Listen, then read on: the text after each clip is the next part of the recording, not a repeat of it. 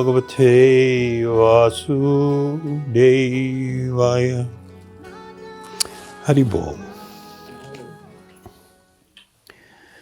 So the topic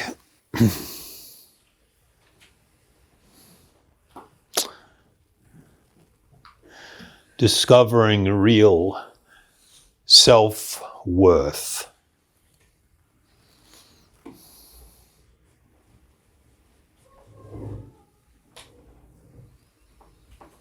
A very prominent online resource that deals with psychology lists the 5 top factors that people use to measure and to compare their self-worth or the worth of others. And the first one on the list is appearance. Body size and weight, the size of your pants or your dress,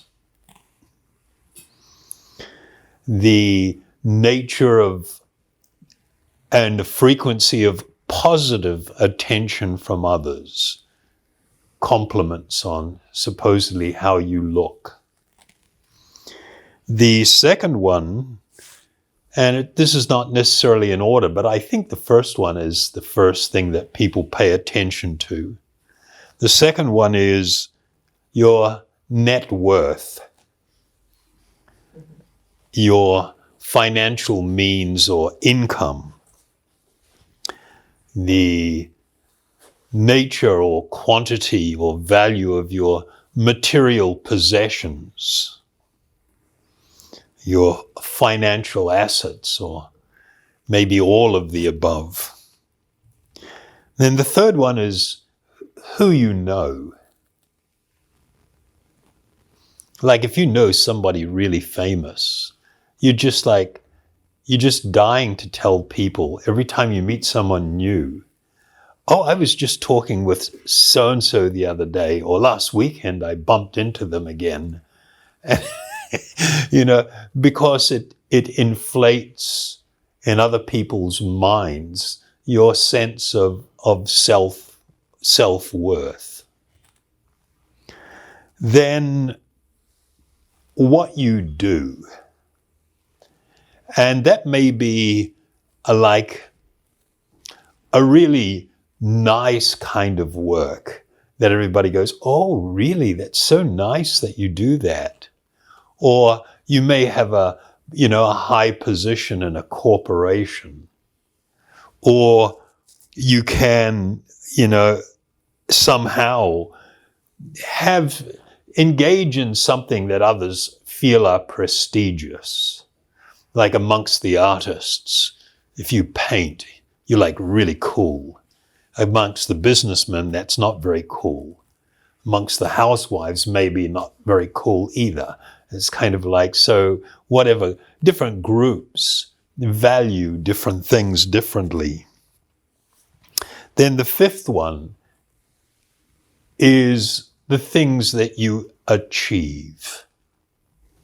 And that can be anything from letting everybody know about the trip that you took to some place, or some educational attainment, or some sort of award, some sort of athletic achievement. Can be, anything like this. And people really, embrace this as being an indication of how valuable you are.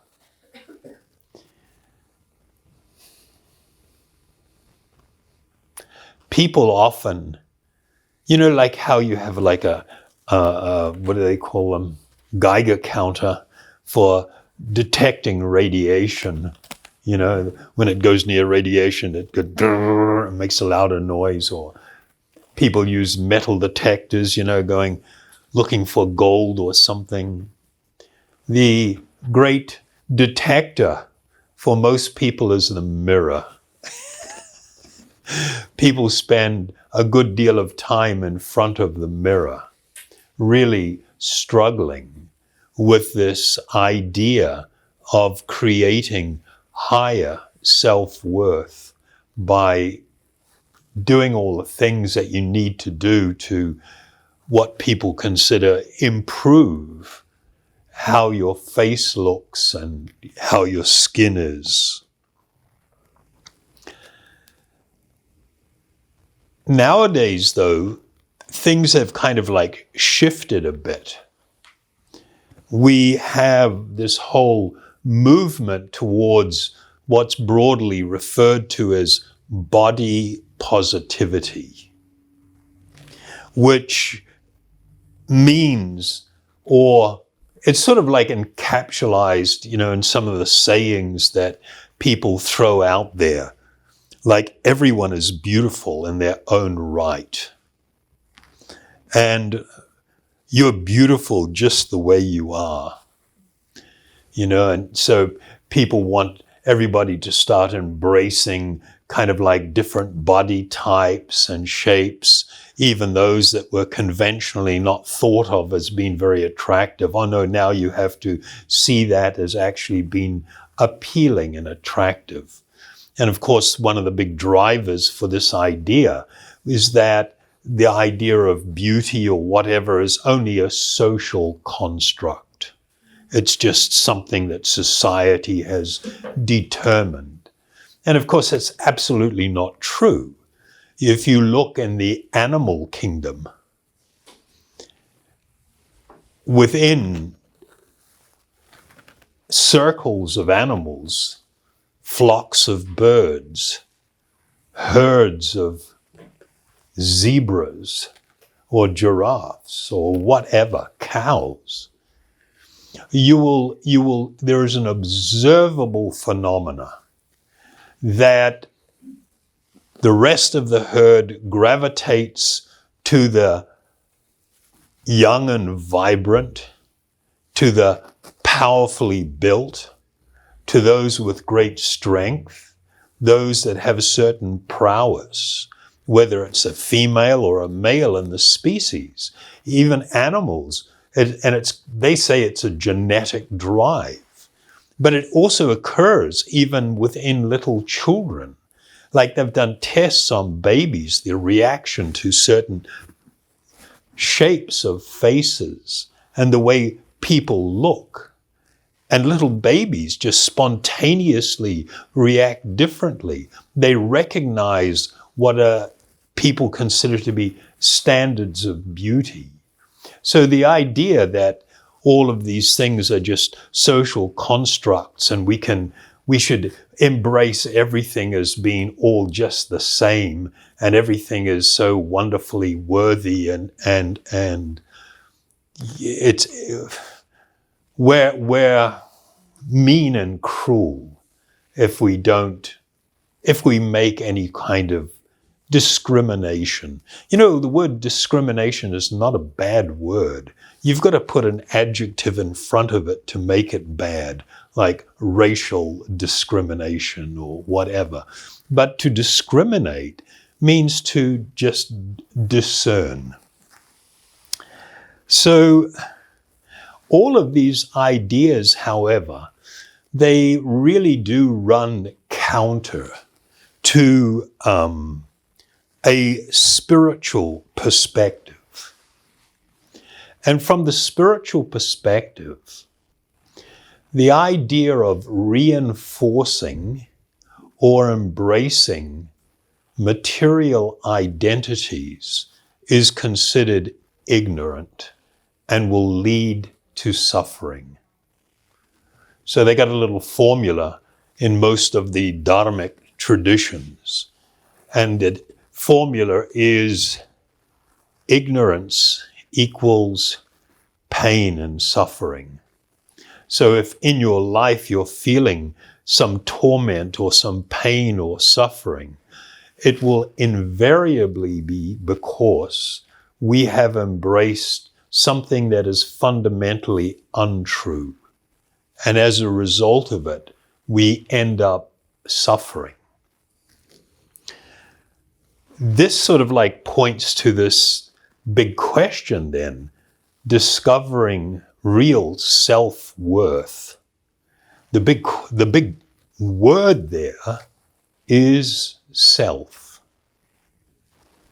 Who am I actually?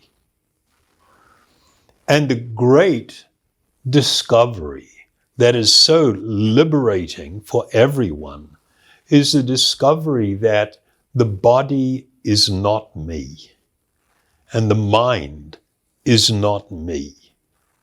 That I am an eternal spiritual being residing within this temporary covering that's on a trajectory. The trajectory is kind of like up, it reaches a peak, it plateaus a little bit, and then it's just heading south, heading to crash and burn territory. And so if we are going to struggle to try and attach ideas or feelings of my worthiness, my value, simply to this exterior covering, then I promise you, doesn't matter what that covering looks like right now, it will come to the point where it causes you great pain and suffering. I can remember seeing this interview of Elizabeth Taylor. In her prime, she was considered and categorized as the most beautiful woman in the world. And of course, I don't know who's up there now, Kim Kardashian or whoever. In fact, it's got really weird. Everybody's got like the same face. The plastic surgeons do the same lip fillers and the same cheek plumping and, jawline thing. And they all do the same stuff, butt implants, because that's become a sign of beauty now, a big butt. Whereas before it was kind of like, ooh, big butt. Now it's like, ooh, big butt. That's kind of, what the hell's going on here? If that becomes the idea of what makes you valuable or worthy, or, it's really not a good place.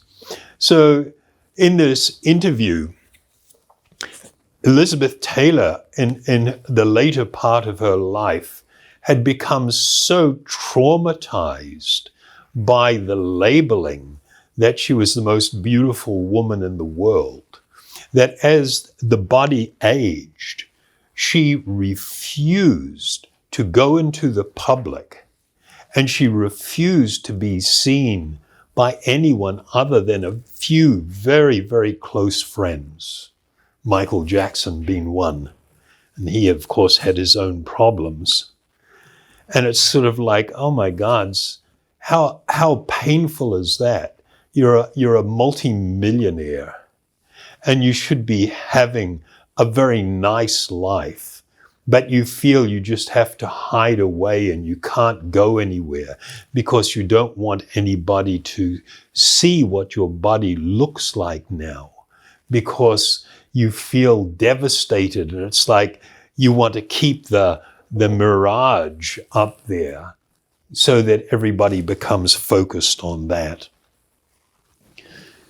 In all spiritual teachings, they really encouraged people to cultivate an understanding of the true self, of my true spiritual identity that I've become really disconnected from. It's like I don't know even who I really am. I have a sense that I exist and everything, but apart from what my body looks like, who am I truly? This is an amazing question, and this is where the quest needs to be. But in order to be able to come to a position of being at peace, then one needs to become very tolerant of material conceptions and materialistic ideas. Materialism is founded on the fundamental idea, mistaken idea, that I am material, meaning I am this body. This is the foundation for all materialism. And the foundation for spiritual life is the appreciation that I am an eternal spiritual being, temporarily residing within a material body. And so you'll see in the ancient yogic or spiritual texts, there were all these verses that sort of direct people how to cultivate a certain outlook on life, a certain type of appreciation. So I'll read one. It's from the Bhagavad Gita, from the 6th chapter. Let me just say this before I read it. There was this understanding that you have, like, the living being has two coverings, the gross physical body, but then there is a subtle body that covers the soul, the living being. This subtle body is made up of the mind and what's called the intelligence or buddhi, and the false ego, or the ego, if you like, the false concepts of self. And it was understood that if a person becomes absorbed in the body, or they are surrendered to the mind, and wherever their mind's going, they're following. Whatever's happening in the mind, that's my world. Whereas the reality was that a person must learn to be the master of the body and the master of their mind. We are meant to be deciding what the content of our mind is going to be, what type of thoughts we are going to have, what type of desires we are going to have. And if I learn how to do this, my life can become amazing, really wonderful, even in the midst of enormous difficulty, what others would see as great difficulty. I can be completely at peace and truly happy. And so this was called conquering the mind. Rather than you being enslaved by the mind, that you are the director of the mind. So in this verse, for one who has conquered the mind, the supreme soul is already reached, for he has attained tranquility. To such a person, happiness and distress, heat and cold, honor and dishonor are all the same. How about that? To be in a place where if someone tells you, oh, you look amazing, you don't feel elated because you know that's not me. And if someone says, oh my God, you look like crap, you don't get disappointed. You're not dejected. You're not upset. Just like, well, maybe I need to take care of things. Maybe there's something I can do to be a little bit healthier. But you're not influenced, you're not driven by that.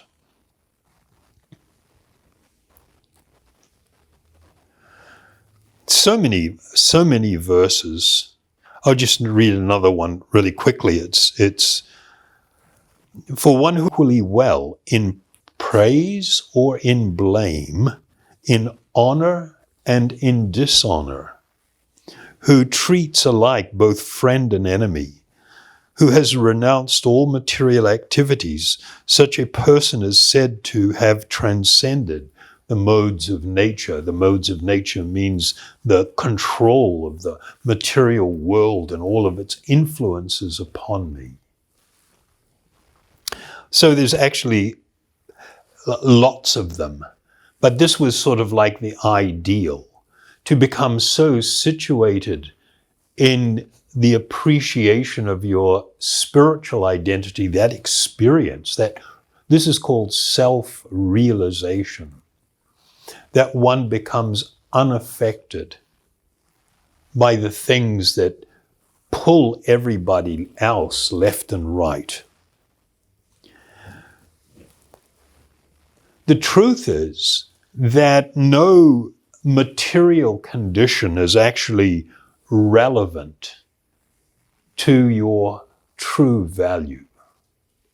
You, the eternal spiritual being, have inherent worth. And that worth is limitless. But when you forget that and become absorbed in ideas, am I pretty enough? Am I handsome enough? Am I attractive enough? And I'm just driven by everybody else, what they have to say about my exterior garment, the body. Then this is considered to be actually an unfortunate and even hellish state.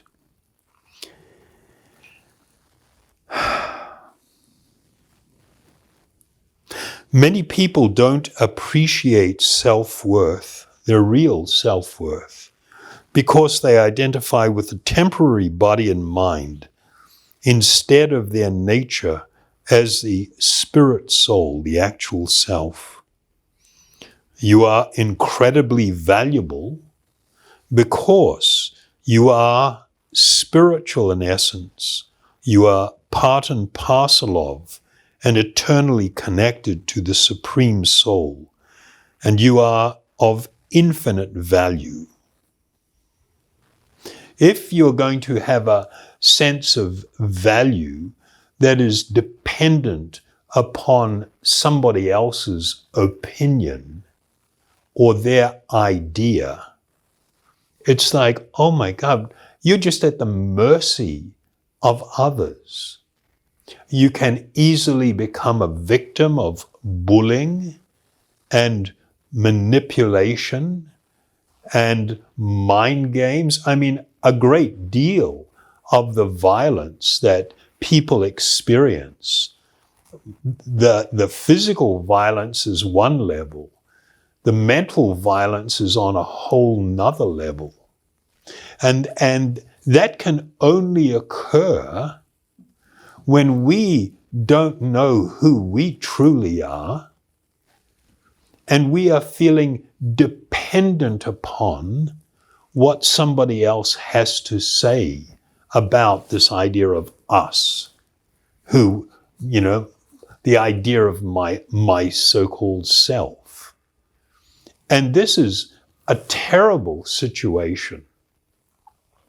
So you can see the idea, the approach from the spiritual perspective is really different from what you're going to be told in the realms of modern psychology and psychiatry, where so much emphasis is placed upon the mind and feelings. And there is almost no recognition that we need to become masters of our mind and our emotions, our desires, and not enslaved by this. And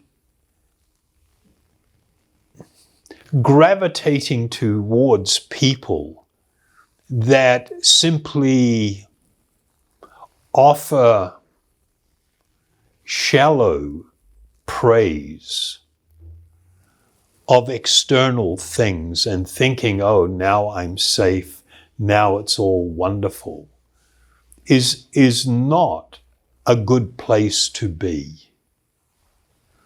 Because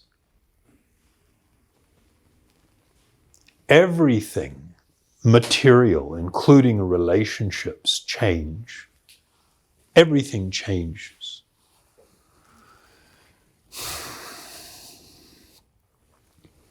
All so-called material assets like beauty, dexterity, mental dexterity, flexibility, your ability to do things, all of this will be lost in time.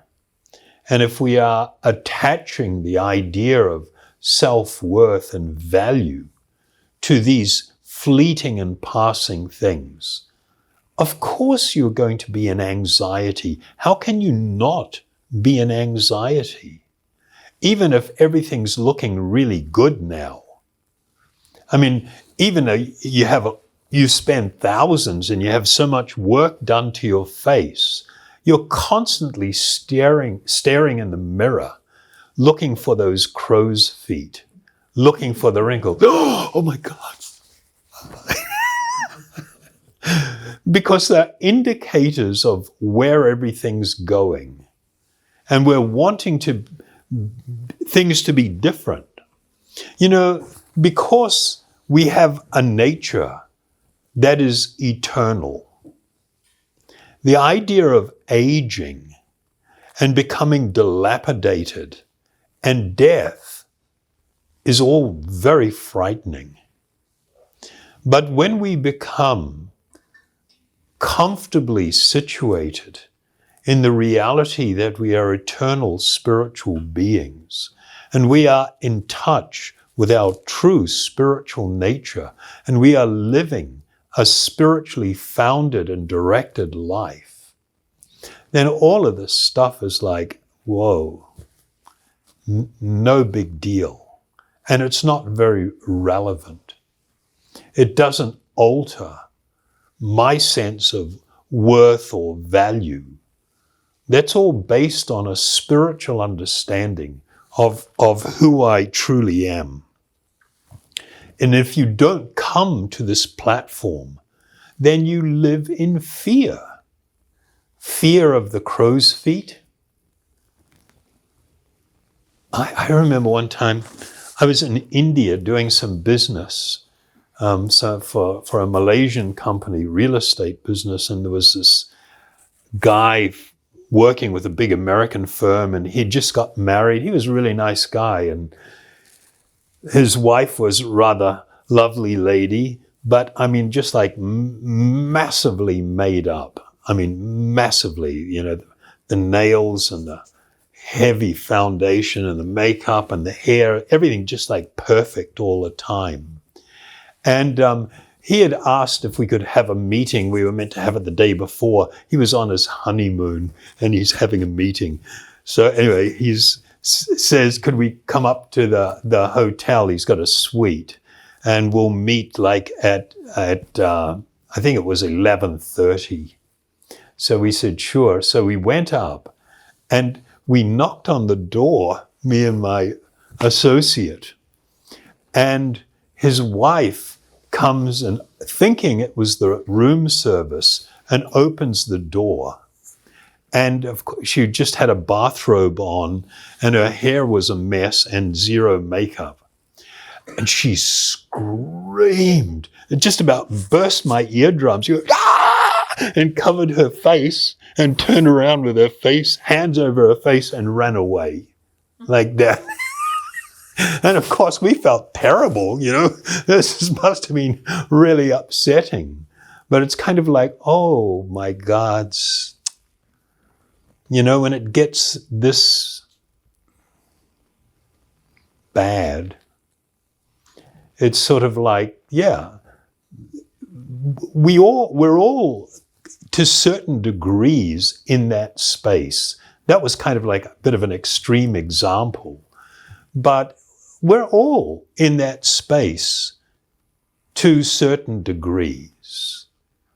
And that space is one of fearfulness. The person who is wealthy, you know, and enjoys showing off their private jets and their luxury yachts and everything. I used to travel around the world with some of these people, and it was just like the idea of losing their wealth is frightening for them. And so even while they're at the top and everything's going great, they're worried. Then the beautiful worry that they'll become less physically attractive.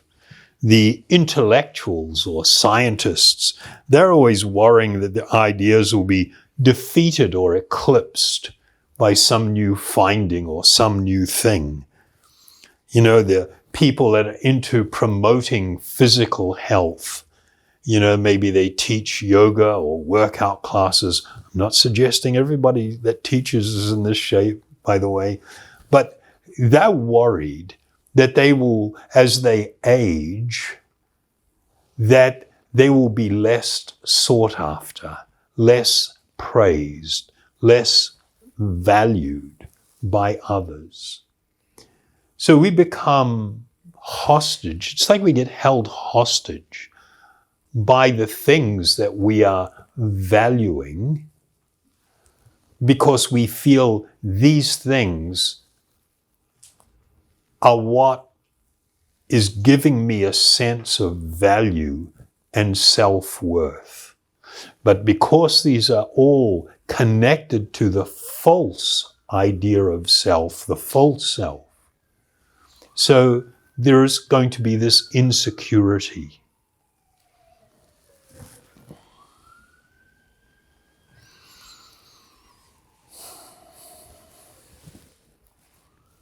All feelings of a lack of so-called self-esteem and feelings of worthlessness are really caused by ignorance.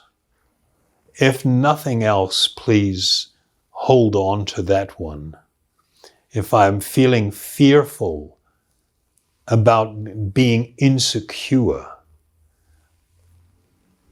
that's connected to any physical attribute or quality or possession, then I am living in ignorance. And that ignorance will result in my experience of pain and suffering and tremendous insecurity.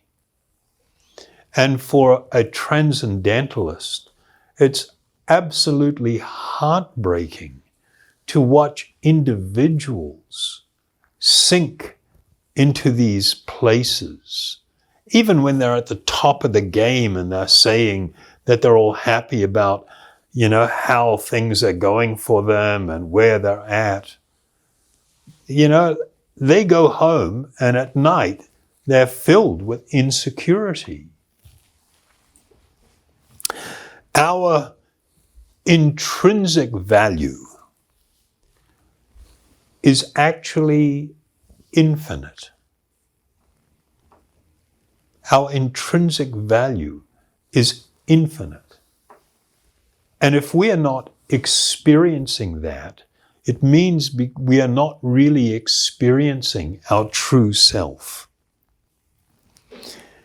We are spiritual in essence. We are part and parcel and connected to the Supreme Soul by an eternal bond of kinship. Each of us is an eternal spiritual being, a child of the Supreme Soul. We are simply just living temporarily in a material body. And when we come to realize what is our true value, our spiritual identity, we will experience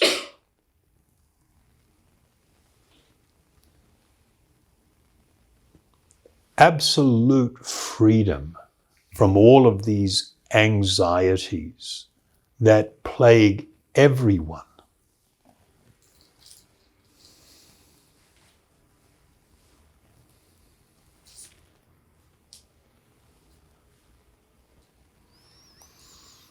There is an ancient text, one of the Upanishads, the Sri Isha Upanishad, that states in one of its mantras, the seventh mantra,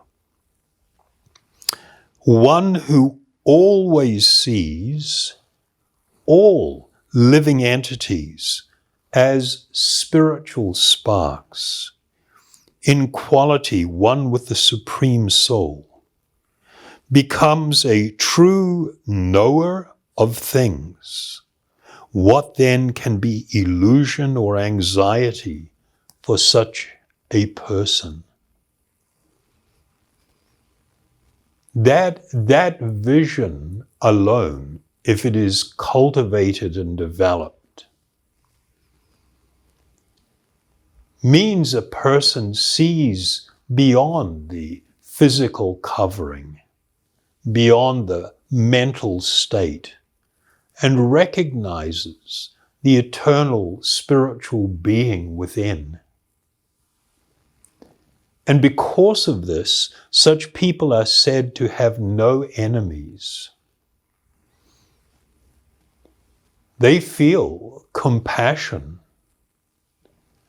and kindness for all.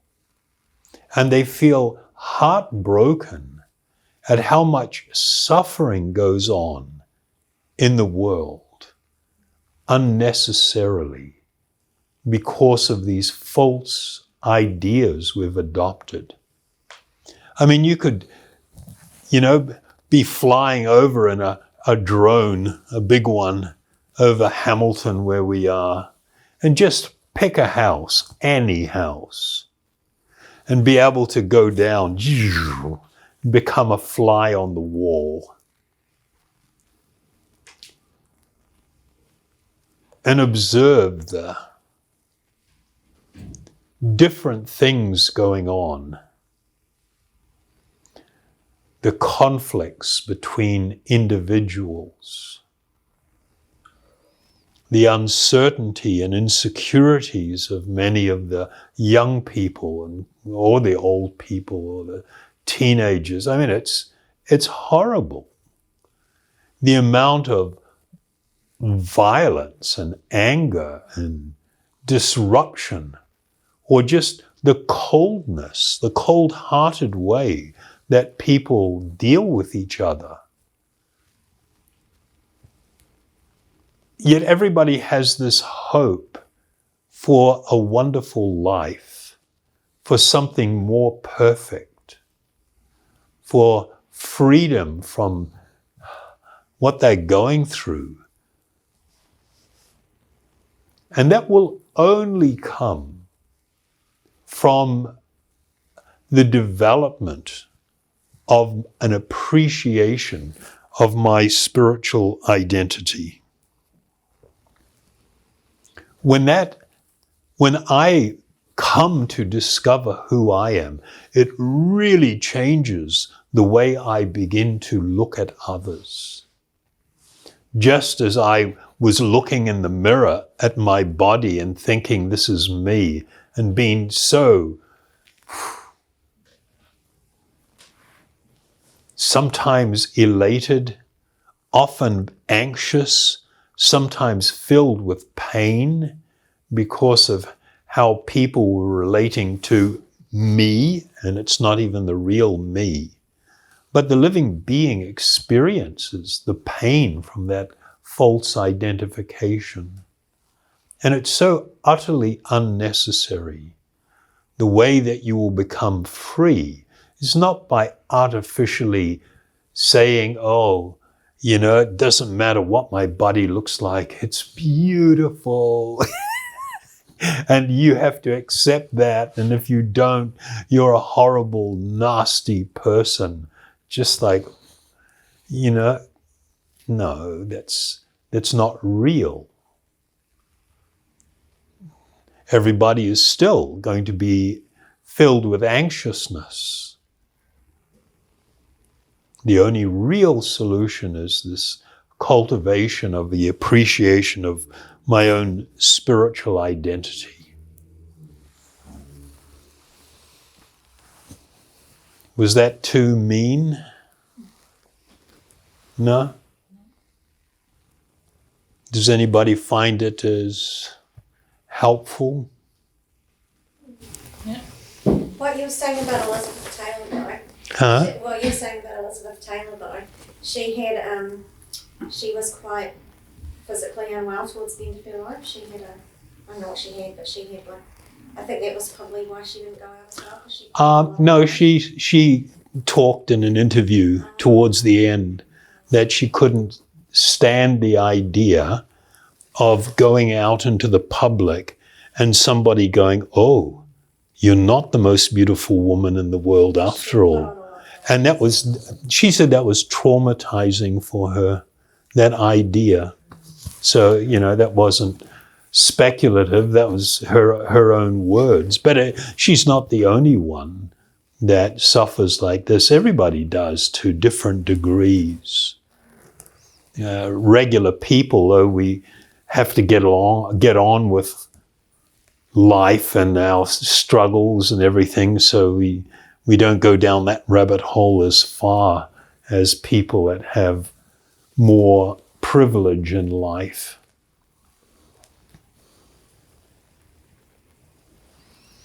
It's not possible to overemphasize these spiritual truths.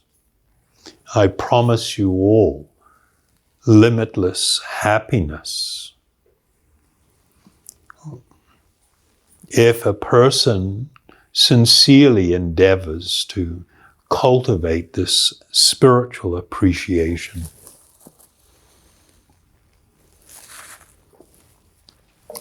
And of course, we know that through this form of meditation, very simple meditation we engage in, that a massive transformation not only can but will take place. There will be a shift in our consciousness. There will be a shift in the way we look at ourselves, the way we look at others, our relationships, life, the world in which we live. And that shift will be a desirable shift. So I will lead with a kirtan, meditation upon one of these mantras. We'll do the this one here, the Om Hari Om.